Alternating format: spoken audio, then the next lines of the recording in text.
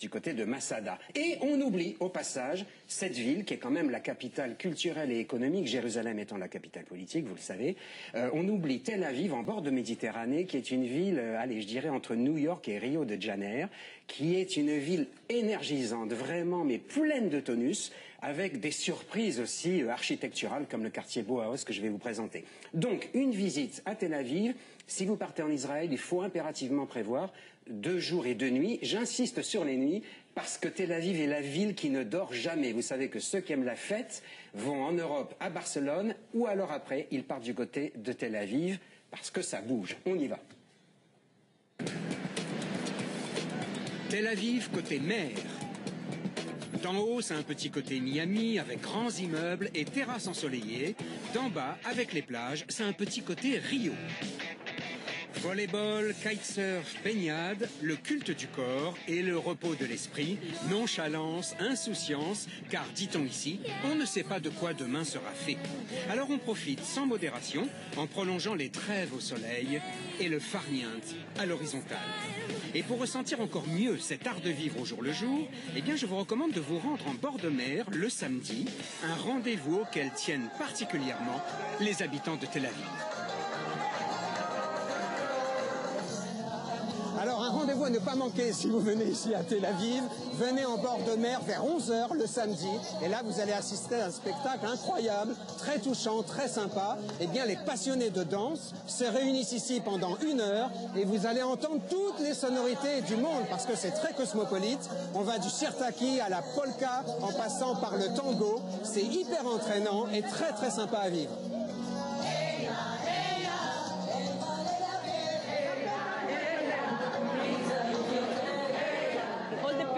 Tous les gens, même les gens âgés, les enfants, les gens comme nous, dansent ici. C'est très sympa. Et chacun est content d'être avec les autres. Pourquoi vous venez là le samedi matin? Ah, pour danser. Et j'aime ça.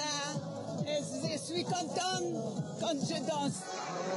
Et pendant plus de 2 bonnes heures, les habitants de Tel Aviv, tous âges, toutes classes, toutes origines confondues, vont là aussi raconter à leur manière l'énergie incroyable que dégage cette ville.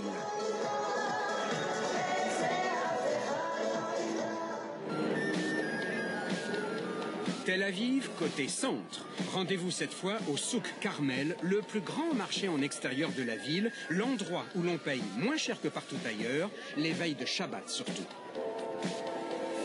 Fruits et légumes de Galilée, épiceries russes, kiwis d'Afrique du Sud, on crie, on vend, on achète. Israéliens de naissance, nouveaux immigrants, travailleurs étrangers, brassage des populations, mélange des saveurs orientales. Ici, vous êtes au carrefour des mondes. Ce marché raconte les multiples ouvertures de Tel Aviv.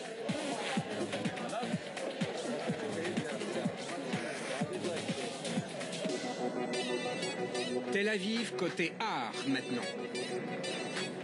Rue Dizengoff, boulevard Rothschild, l'alignement de toute beauté de 4000 immeubles, style Bauhaus, une école architecturale qui a vu le jour à Weimar, en Allemagne, dans les années 20. Les jeunes architectes juifs se sont enthousiasmés pour ces formes simples, ouvertes sur l'extérieur. Résultat de très belles maisons, aujourd'hui en restauration, carrées rectangulaires avec balcons et terrasses pour se réunir et dormir lors des grandes chaleurs. Un patrimoine unique que l'UNESCO a classé bien sûr. Et puis Tel Aviv côté souvenir.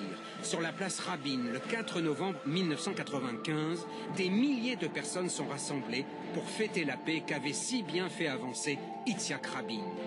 À la fin de la soirée, le Premier ministre descend cet escalier, entouré de ses gardes du corps, et tombe sous les balles d'un extrémiste religieux embusqué. Une plaque au mur raconte la scène, des marques au sol indiquent l'endroit précis où est tombé le Premier ministre et celui d'où l'assassin a tiré.